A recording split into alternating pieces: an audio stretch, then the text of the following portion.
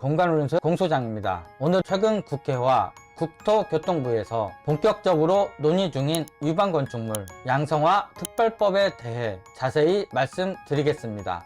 많은 건축주, 임차인, 그리고 투자자분들이 관심을 가질 수밖에 없는 주제인데요.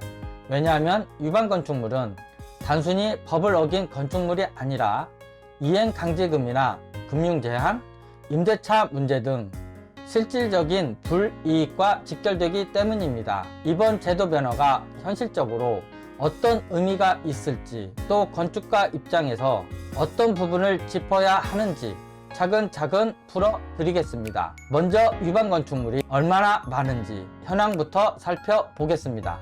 국회 입법조사처의 자료에 따르면 2023년 기준으로 전국에 등록된 위반 건축물은 약 14만 건에 이릅니다. 그중 절반가량이 주거용 건축물이라고 기록되어 있습니다. 하지만 현장에서 건축사나 공인중개사들이 체감하는 수치는 훨씬 큽니다. 건축물 대장에 위반 사실이 표시되지 않았더라도 현황상 불법 중축이나 용도 변경이 이루어진 경우가 많기 때문이죠. 결국 적발되어 통계에 잡힌 것만 24만 건이고 실제는 이보다 배 이상 많다고 보는 것이 더 정확합니다. 대표적인 위반 유형을 보면 크게 세 가지가 있습니다. 첫째는 무단 증축입니다. 옥상에 옥탑방을 올리거나 1층 음식점 뒤쪽 공간을 불법으로 확장해 창고를 쓰는 경우가 대표적입니다. 둘째는 호실 쪼개기입니다. 원래는 투룸으로 준공을 받았는데 벽을 세워 원룸 2개로 나누어 임대하는 방식입니다. 셋째는 공용 공간의 불법 개조입니다. 옥상 물탱크실이나 공용 창고, 지하 대표이실을 원룸이나 사무실로 바꾸어 임대하는 경우가 많습니다. 이렇게 불법 행위가 많아지면 여러 문제가 발생합니다.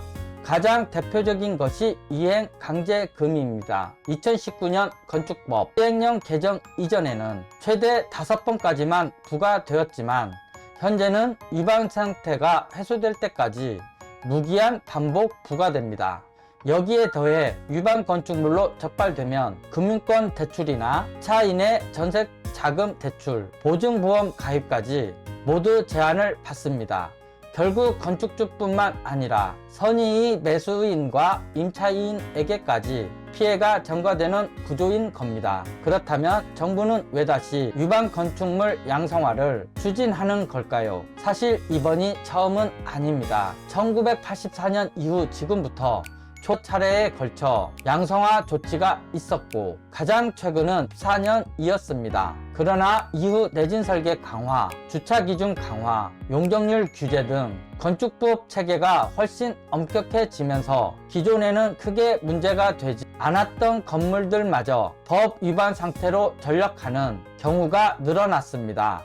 국회와 국토교통부는 이러한 현실을 반영해 일정한 기준 안에서 제도권 편입을 허용하려는 것입니다. 현재 영국 용역이 진행 중이며 11월 말 결과가 발표되면 이를 토대로 특별법이 마련될 예정입니다. 만약 올해 안에 법안이 국회를 통과한다면 2026년 1월부터 본격 시행될 수 있습니다. 즉 1년 만에 7번째 양성화가 되는 셈입니다. 그렇다고 해서 모든 위반 건축물이 합법화되는 것은 아닙니다. 과거 사례와 현재 법령을 종합해 보면 5가지 정도의 조건이 제시될 가능성이 높습니다. 먼저 용적률 기준입니다. 불법 중축이라 하더라도 완화된 용적률 규정 안에 들어오는 경우에만 양성화가 가능합니다.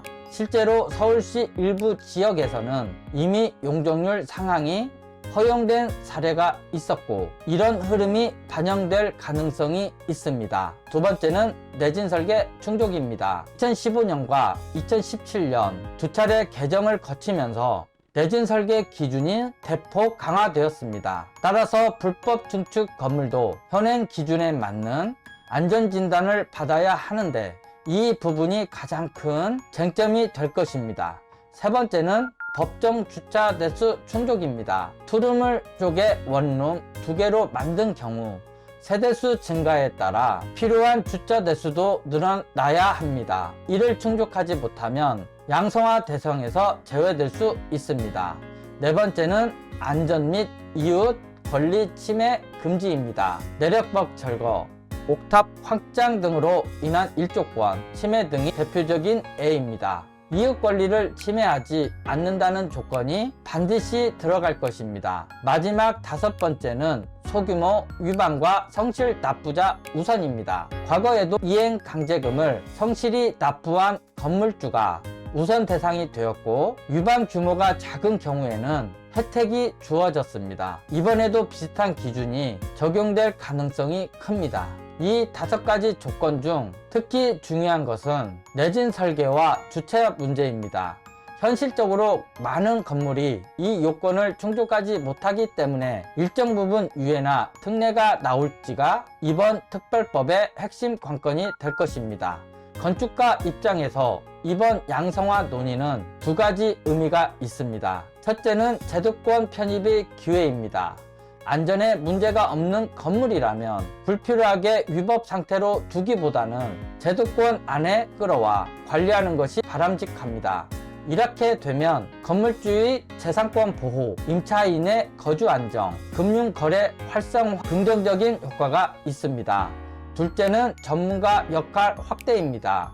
양성화를 신청하려면 안전진단, 도면 작성, 구조검토 등 전문적인 절차가 필수입니다.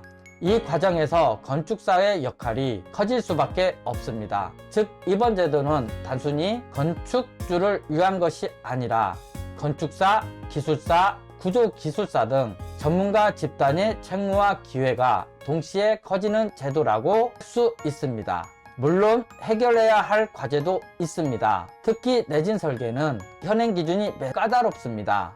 기존 건축물을 전면 보강하려면 비용이 과도하게 들고 현실적인 모든 건축주가 이를 감당하기 어렵습니다. 따라서 일정 규모 이하, 일정 위험도 이하 건물에 한해 간소화된 안전진단을 허용하거나 정부 보조금과 세제 혜택을 연계해야만 실효성을 가질 수 있을 것입니다. 주체 문제 역시 현실적인 대안이 필요합니다. 도심의 소규모 건축물에서 주차 대수를 추가로 확보하는 것은 사실상 불가능에 가깝습니다. 따라서 주차장 확충 기금을 납부하고 이를 공용 주차장 확보로 연결하는 방식 같은 대체 수단이 반드시 논의되어야 합니다. 정리하겠습니다. 2026년도부터 추진될 예정인 위반 건축물 양성화 특별법은 무분별한 합법화가 아니라 조건부 합법화입니다. 용적률, 내진 설계, 주차 안전, 이웃 권리 이 다섯 가지 기준을 충족해야만 가능합니다.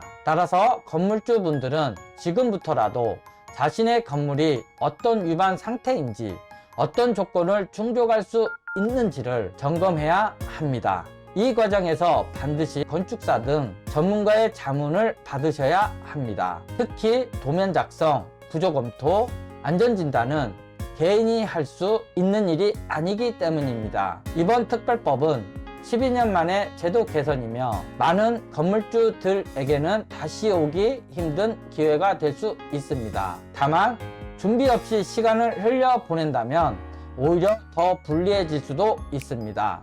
저는 건축사로서 이 제도가 건물주의 권리 보호와 동시에 건축 안전 확보라는 두 가지 목표를 함께 달성하는 방향으로 시행되기를 바랍니다. 추후 국회와 정부에서 구체적인 기준이 발표되면 다시 정리해서 알려드리겠습니다. 오늘 영상은 여기서 마치겠습니다. 시청해 주셔서 감사합니다. 도움이 되셨다면 구독과 좋아요 부탁드립니다.